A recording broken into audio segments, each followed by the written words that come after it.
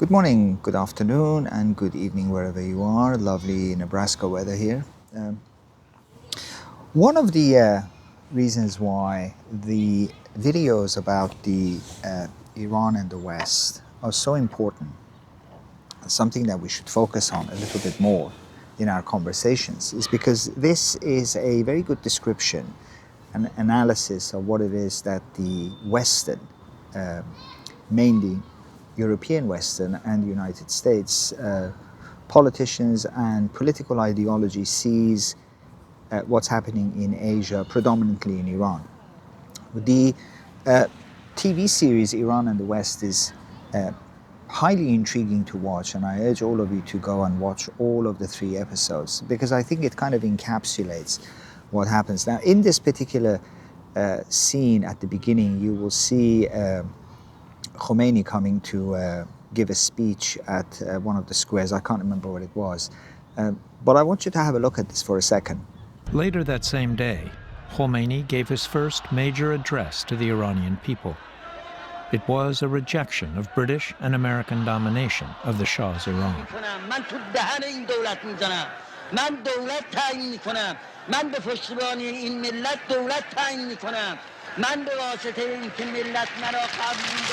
Now, obviously, to Western audiences, there's a massive crowd gathered to hear him. But don't be so easily swayed by this crowd, because at the very most we put the numbers to around 200,000. So that's not a huge amount. By contrast, given that. Obviously, there were that many supporters who supported people like Khomeini, and possibly even more, but that's not the gist of the conversation. His message was a direct assault on kings from the Gulf states to Saudi Arabia.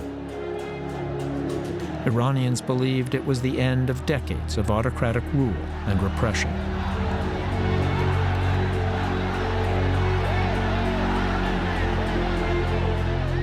Do you think Americans generally understand the Iranian experience prior to the revolution? I guess not. I believe the American people have not been subjected to the type of indignation and lack of respect that the people of Iran were subjected to.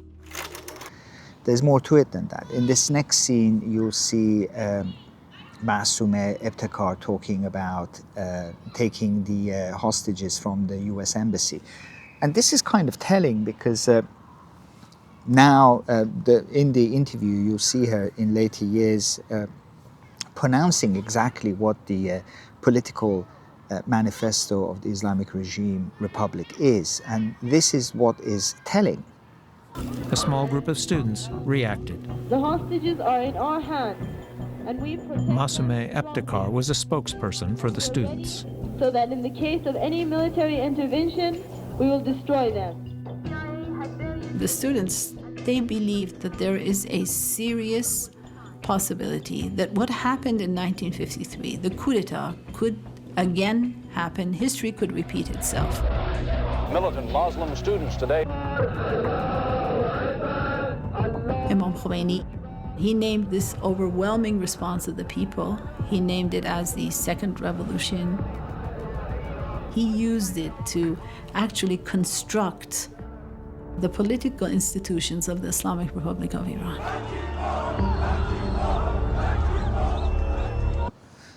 Now, what you got to remember is that why is any of this important about this pronouncement of the Islamic Republic's political outlook?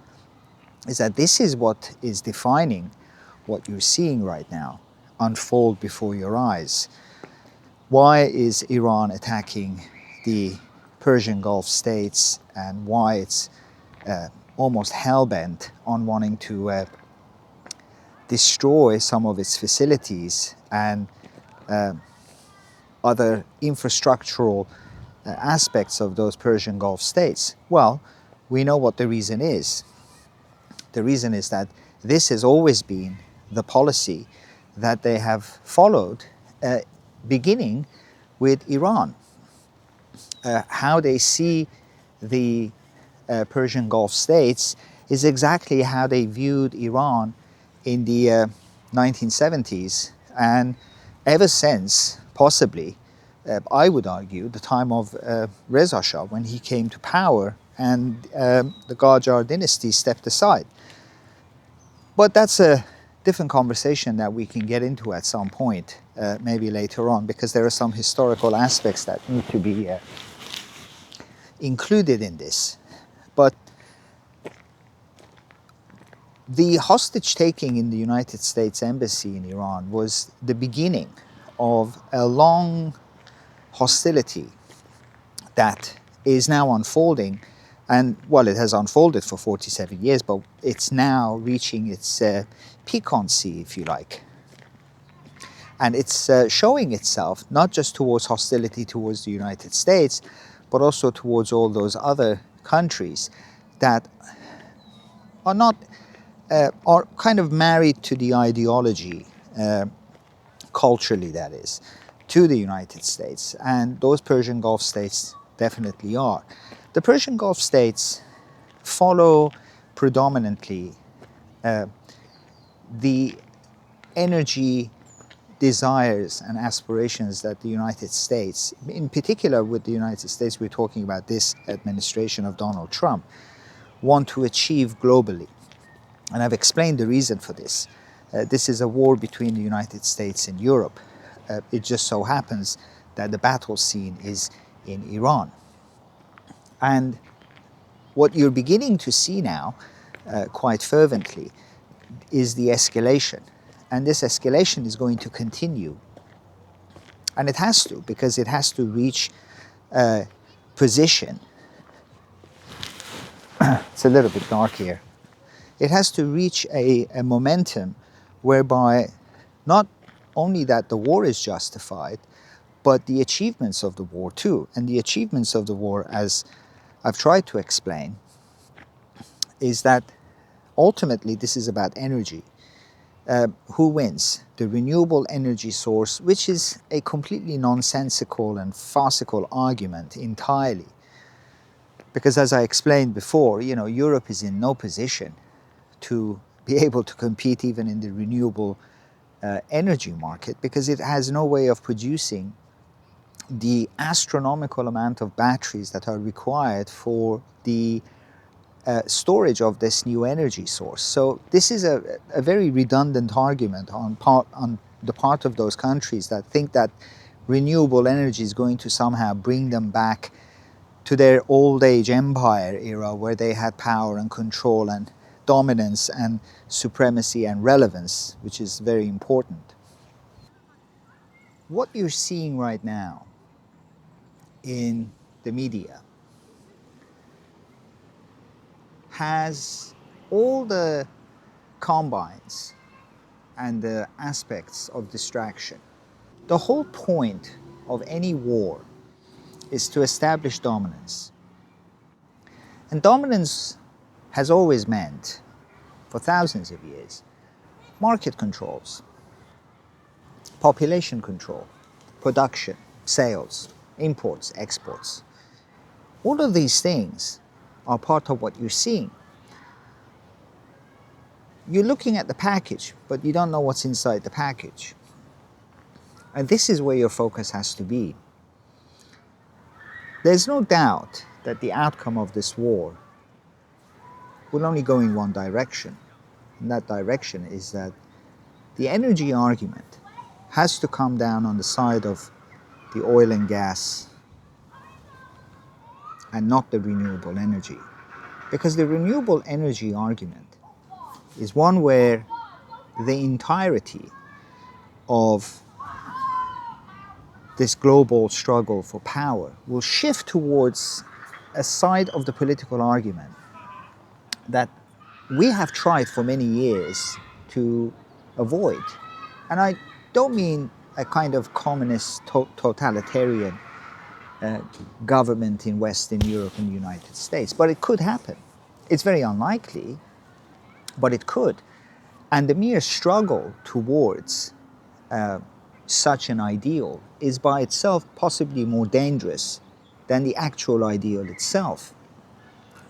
Sometimes when you fervently try to achieve something, the destruction that you lay in the wake of reaching that ideal can be more devastating and longer lasting than the actual achievement itself. And I think the same thing applies here too. The oil and gas renewable energy argument is one that really started around the early 70s, possibly with what the West calls the oil crisis. That was blamed at the door of OPEC for raising oil prices. Fair enough, they had to raise the oil prices because all of the commodities and the imports that they were purchasing from the rest of the world was also increasing in price. I mean, you can't sell oil at $10 a barrel indefinitely while you're paying so much more for everything else. And the other arguments that have been presented, and believe me, they have been presented, and a lot of people believe these arguments, is that all the oil sales in Iran wasn't feeding the people, wasn't feeding the country, it wasn't rebuilding the country. These are all really dumb arguments and stupid, kind of antediluvian in many ways. They're all irrelevant arguments and they're not true. Iran was industrializing at a very rapid rate. It was creating a lot of employment. And yes, there were many people who were unemployed, but in every society that's the case. Look how strong and firm the US economy is, and still it has a lot of unemployment. Well, it depends how you're counting those unemployment figures. Are you including the elderly in them? Are you including the retired in them? Are you including, which age groups are you including? Demographics, location, industry, and so on. When people talk about Iran, they don't seem to kind of mention the position and the origin of these statistics. They just pronounce the statistics. Well, you can prove anything with statistics, but it doesn't mean that it's true.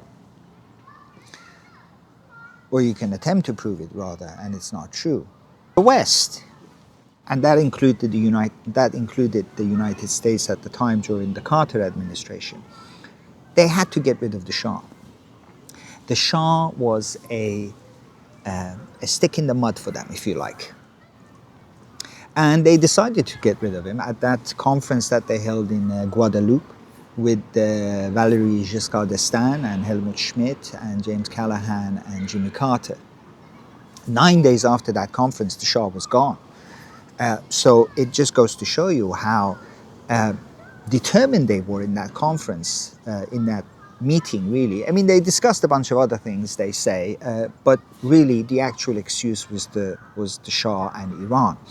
Because again, and Valéry Giscard d'Estaing was, very much in favor. And in fact, I read somewhere that Jimmy Carter supposedly came into the meeting and said that he's a man of faith and Ayatollah Khomeini is a man of faith, and he was sure that he would be able to get along with him because they were both men of faith. This is the naivety that was at play in 1979 when this decision was taken. The Shah was a fervent force, an adamant force in that part of the world, in West Asia, the Persian Gulf, that ensured the stability and the continuity of the oil and gas industry and energy. They had to get rid of him in order to completely decimate or control the OPEC countries and gradually push them aside, undermine this oil and gas industry, which is happening all around you. I mean, don't take my word for it, just look around. I think, and I'm sure there are many people who would agree and have certainly argued in this flavor as well. The oil and gas argument will eventually win because the renewable energy argument is very weak at best and a very stupid idea because it can't be sustained by the Western European countries, which is really their push. This is their product, this is their sale. It's something that they really believe in and it's something that they really need. But their need is somewhat, their need grows out of certain aspects that they don't really want to address because they're afraid to address it at this particular point, because they figure that for the next 10, 15, 20 years, they're able to keep the price down, keep the political pressure down, and keep their populations naive enough in order just to be able to pull it off. I think a new strike and a new military launch is imminent. I think that's going to happen very soon, probably sooner than we expect, because it has to. It has to come to a conclusion, or the beginnings of a conclusion, because I think this will be an ongoing thing for the next at least 6 to 9 months. And I don't see the US Congress having any kind of powers to limit the War Power Act and so forth. They just don't have the numbers in Congress in order to do that. So as far as that's concerned, I think it's a sure thing that will continue for the next 6 months to a year, because it has to. The situation in the Strait of Hormuz and with the other Persian Gulf states and with Iran is not something that can be settled that easily. You know, we have to remember that this is not just a kind of illegitimate government, and it is illegitimate in more ways than one. This is not just a question of removing an illegitimate government, because it's not benefiting the region and certainly not benefiting the Iranian people, no matter how you slice it. And it's not benefiting the global energy markets and other markets. You know, the old empires are gone. They've lost Africa. They've lost India. They've lost Hong Kong. They've lost the Far East. They've lost all of that. All of those were their markets, you know. And even though with the invention of this Commonwealth market by Britain, you know, this isn't paying out at all. Yes, they are able to trade with these 50 countries or so forth in the common market. But, you know, it's not as competitive, and it's certainly not as profitable as it used to be during the time of the empire. And because it was a sudden loss for them, and it really was very sudden, because after World War II, this great shock, cultural shock and economic shock entered the Western European countries. It wasn't just the side effects of World War II that they were suffering from. It was the side effects of the loss of empire, the loss of revenue, the old tribute system that the Romans had established. You know, all of that went away, and nothing came to replace it, except the United States of America. This massive superpower, itself an empire, though it would never declare it, but it is absolutely an empire. You will begin to see in the next few weeks, definitely, far more fervently and far more abruptly, the more collapsing scaffoldings of this Islamic regime.